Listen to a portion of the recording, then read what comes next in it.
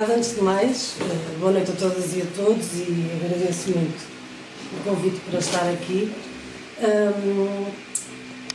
Em relação àquilo, eu vou começar diretamente pelas questões que a Isabel colocou do início, mas eu falo pelos cotovelos, portanto eu vou tentar falar pouquinho, porque uma tertúlia é uma conversa, não é um monólogo, portanto vocês interrompem umas vezes que entenderem, mas para além disso eu vou tentar fazer desta introdução. Eu sei que cada vez que a gente diz que vai falar pouco, normalmente não corre bem, mas eu vou mesmo tentar falar pouco e depois guardar o que houver para dizer, para trocarmos impressões, obviamente, até porque teremos muitas concepções diferentes sobre as coisas, ainda bem, é isso que é mesmo a democracia, mas guardar isso para a parte da conversa que espero que tenhamos de forma muito ativa. Mas em relação a duas ou três questões ou duas ou três ideias de partida que a Isabel colocou aqui, desde logo a questão da importância da União Europeia e das instituições europeias.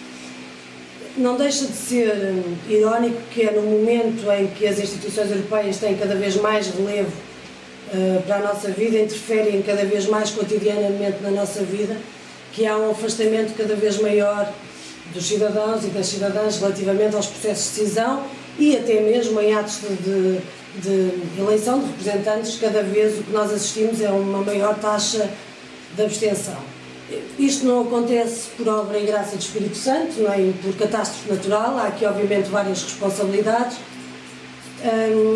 e desde logo as instituições europeias elas próprias têm uma enorme responsabilidade da forma como nós assistimos ao processo de construção europeia nos últimos anos. O projeto europeu funcionou, no meu entender, e obviamente aceito que haja outros entendimentos, mas o projeto europeu funcionou e foi durante muito tempo, durante várias décadas, uma promessa. Agora já não é tanto uma promessa, já se olha mais para o projeto europeu como um garrote, um gerador de dificuldades, um conjunto de instituições que só sabem punir e aplicar sanções e restringir a nossa liberdade, a nossa capacidade de decisão. Mas durante muitas décadas, no meu entender, como estava a dizer, o projeto europeu funcionou porque houve essa capacidade de se conseguir construir um projeto que tinha numa mão o mercado interno, na outra mão o Estado social, e o conjunto destas duas coisas que deu origem ao modelo social europeu foi algo que se constituiu como uma promessa porque permitia, para além das dimensões de integração económica, também que houvesse alguma integração social e alguma coesão territorial e um caminho para uma maior igualdade.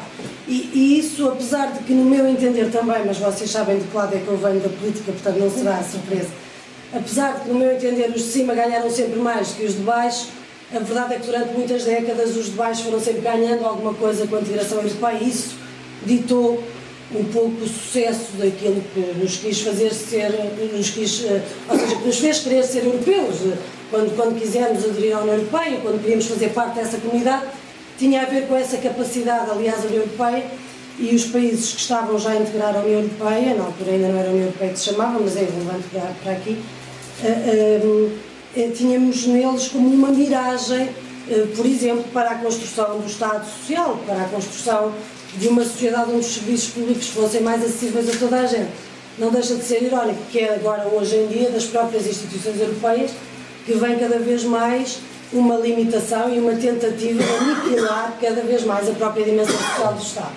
E, portanto, isto há uma reviravolta muito grande na própria construção do projeto europeu, sobretudo a partir da década de 90. Eu acho que o Tratado de Maastricht é um ponto de viragem, mas é sobretudo o domínio da ideologia neoliberal que toma conta daquilo que eram as tradições ideológicas europeias e construíram a União Europeia, a social-democracia de um lado, a democracia cristã do outro, mas a verdade é que quer a social-democracia, quer a democracia cristã ficaram inundadas da lógica neoliberal a partir da década de 80, com mais consequência na década de 90, e com a morte das duas ideologias, digamos assim, de base da União Europeia, as dimensões sociais foram sendo cada vez mais afastadas daquilo que era a própria construção do projeto europeu.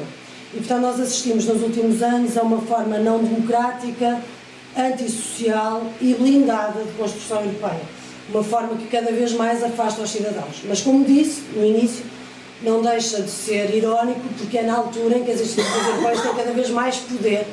Nós temos políticas comuns, como a agricultura ou as pescas, Temos políticas comunitárias em muitas áreas, como do ambiente. No ambiente, por exemplo, na política ambiental, já não há uma vírgula que seja desenhada à escala nacional ou à escala local.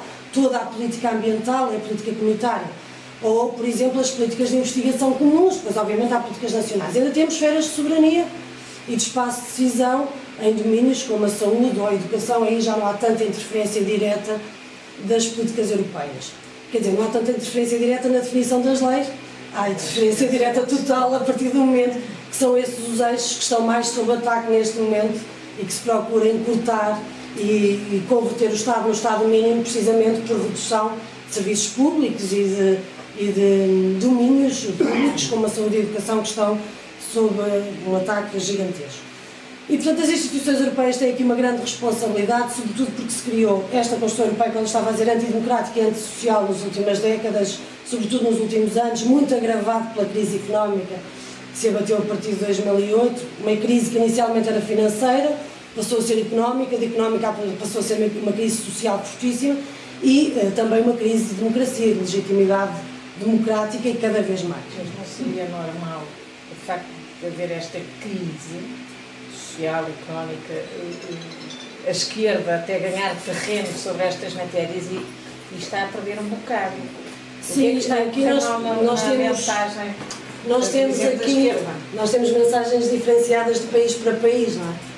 Agora, se nós pensarmos o que se passou nas eleições europeias em maio, o que nós tivemos foi um crescimento muito significativo da esquerda na Grécia, na Irlanda, onde ganharam mesmo as eleições os partidos de esquerda, não é? Na Grécia o Syriza, na Irlanda o Sinn Féin. Tivemos um crescimento brutal da esquerda aqui mesmo ao lado no Estado espanhol. Tivemos o renascimento da esquerda em Itália, onde já não havia eleitos de esquerda desde há muitos anos e que voltaram a eleger deputados para o Parlamento Europeu. E em Portugal tivemos um recuo brutal, com exceção do Partido Comunista, mas aí de facto quer o Bloco de Esquerda, quer o Partido Socialista, e em particular o Bloco de Esquerda, com recuos brutais. Portanto, há aqui sinais contraditórios também em resultado da crise. Eu falei dos países do Sul e não falei dos outros, porque também uma das coisas que nós assistimos ultimamente é a uma divisão territorial cada vez maior, em que já não é só uma divisão territorial e social, criou-se também uma espécie de cisma moral na própria Constituição Europeia, em que há uma espécie de senso comum que se instalou de que a norte da Europa vivem os virtuosos, a sul vivem os preguiçosos e que têm de ser punidos por essa preguiça, pelos erros que cometeram. E, portanto, isso é um dado adquirido e, sobretudo, muito na lógica do diretório que comanda a União Europeia. Isso é o que é, de facto, dito aos cidadãos. E também a campanha eleitoral, se nós acompanhássemos o que se passou em países como a Finlândia ou a Alemanha, são os partidos que apresentam lógicas mais punitivas sobre os países do Sul que têm melhores resultados eleitorais, porque, de facto, se criou esta ideia de que a Sul vivem os preguiçosos, mesmo que os dados estatísticos contrariem completamente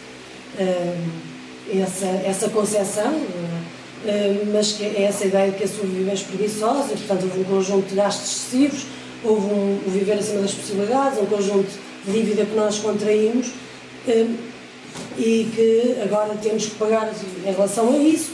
Esta história não está nada bem contada, mas a verdade é que ela passou a fazer parte de uma espécie de imaginário comum. Mas ainda assim, se isso fosse verdade, seriam os líderes governamentais os responsáveis por isso, ou seja, deviam ser eles os punidos e não a população em geral.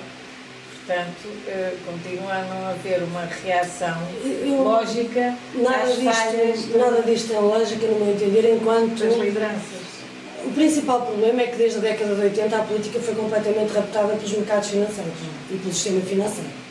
Esse é o principal problema, e acho que enquanto não conseguirmos resgatar a política e retirá-la do domínio dos mercados financeiros, dificilmente conseguiremos fazer alguma coisa que seja diferente daquilo que temos neste momento. Eu acho que é preciso. Parece-me que quando está a responder a esta pergunta, está a dizer um pouco que os resultados destas eleições são um pouco uma expressão desse facto, não é? Que acho que é uma coisa mais ou menos indiscutível.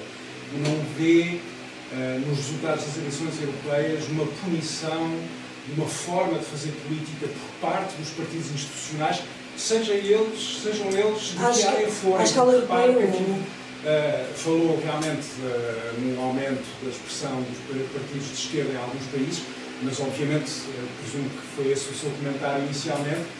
Houve o crescimento dos partidos de direita, ou enfim, Sim. nacionalistas no Reino Unido, na França, etc.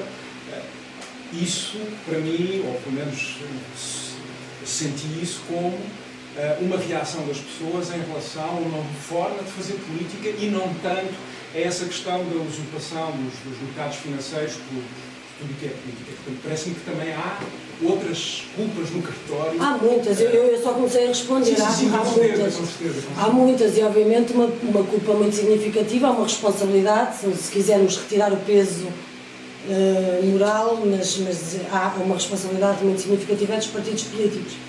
Porque, por exemplo, se nós pensarmos, e agora todos, sem exceção, mas agora falando do meu em concreto, se nós pensarmos que os partidos políticos da mesma família que os do Bloco de Esquerda, nos países do Sul que foram os mais penalizados, tiveram um crescimento muito grande, se as condições objetivas são mais ou menos iguais para todos e as subjetivas também para todos os partidos, as circunstâncias em que vivemos, as condições em que vivemos, é óbvio que não se pode elibar daí a responsabilidade de partidos que, ou por se terem institucionalizado mais, ou por se terem afastado mais dos cidadãos, ou por terem respondido à agenda dominante e deixado de lado formas alternativas de fazer política, por razões muito variadas seguramente, mas é óbvio que se tem que retirar daqui ilações e há responsabilidades de todos os lados. Mas eu acho que, desculpe, eu não sei se a sua pergunta tem a ver com isto. Mas continue. Eu ia dizer que, nos exemplos que deu, a esquerda uniu-se e em Portugal a esquerda desuniu. Não, em nenhum dos casos estava unida, essa é que é a questão, em nenhum dos casos estava unida. Para mal dos nossos pecados, a esquerda tem esta coisa horrível cravada no ADN, que é esta incapacidade, por causa de 1% que distancia, é incapaz de se juntar por causa dos outros 99%, em torno dos outros 99%. Isso é, infelizmente, e digo isso sem nenhum problema, é infelizmente uma espécie de tatuagem da ADN que esta esquerda, à esquerda da social-democracia, embora eu também acho que esta esquerda também tem uma dimensão de social-democracia, mas fora do centro, digamos assim, para além do centro, esta esquerda tem de facto esta tradição de não ir em conjunto. Em muitos países houve unidade. Se pensa, não, mas no caso da Grécia foi o Syriza sozinho, no caso da Irlanda foi o Sinn Féin sozinho, no caso de Espanha foi a Esquerda Unida e o Podemos, no caso da Itália foi uma lista de cidadãos, uma outra Europa, que vinha da refundação comunista e que se juntou, como a refundação comunista praticamente deixou de existir, juntou-se a um partido recém-criado, ao Sinistra Ecologia e Libertar, mas na verdade foi o único caso em que houve uma lista conjunta. Nos outros casos, nos outros países não houve. Eu não estou a dizer isto como uma coisa positiva, estou a dizer que não houve de facto.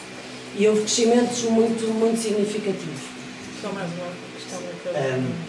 Eu não acho que seja necessariamente mau o facto da esquerda não se conseguir unir. Não, eu também queria passar a isso. E eu acho que há aqui um outro problema que o sistema não é abordado, que é o que é que os eleitores de esquerda têm dificuldade muitas vezes em compatibilizar-se em torno de um projeto único. Porque é que nós aqui não estamos a falar da abstenção? Porque é que não estamos a falar dos cidadãos e do afastamento dos cidadãos em relação mas a ideia é falar ao sistema também. político? Sim, E eu aí deixo uma chega, que é o seguinte, eu não me revejo neste momento em nenhum partido que me apresente um menu completo de soluções. Muito provavelmente no meu vizinho de esquerda podemos divergir em pequenos pormenores, mas são pequenos pormenores que vão o casamento entre pessoas do mesmo sexo, a adoção, não com a adoção, os direitos dos animais, touradas, não touradas.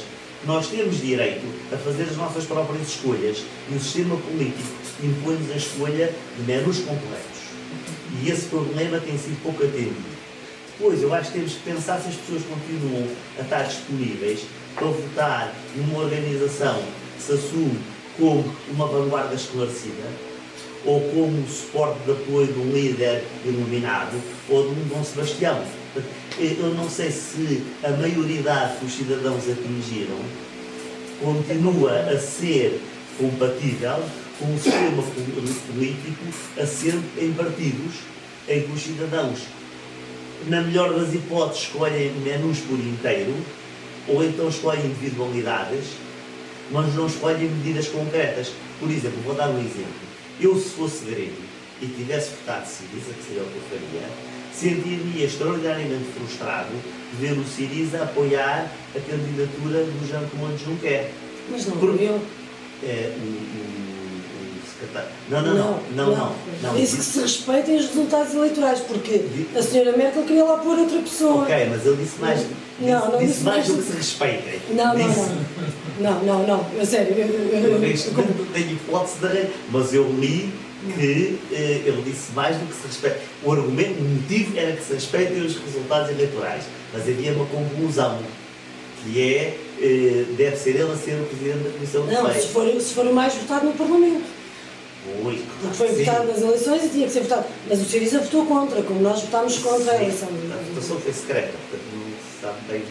Então nós apresentámos o Sim, candidatos é próprios. possível que sim, Se apresentámos o candidato. acredito piamente que tenha sido, mas há uma série de coisas que eu penso que muito legitimamente os cidadãos começam a não estar dispostos a delegar em partidos dos seus representantes E então que agora- pretendem ter um papel mais ativo na escolha das soluções e das ideias. E como é que os partidos estão Mas eu preparados acho- para receber os cidadãos? Mas eu estou completamente de Para a acordo. Eu participação estou deles. completamente de acordo consigo. Aliás, a política é importante mais para ser deixada aos políticos. Um dos principais problemas da política é que tem sido deixada exclusivamente aos políticos.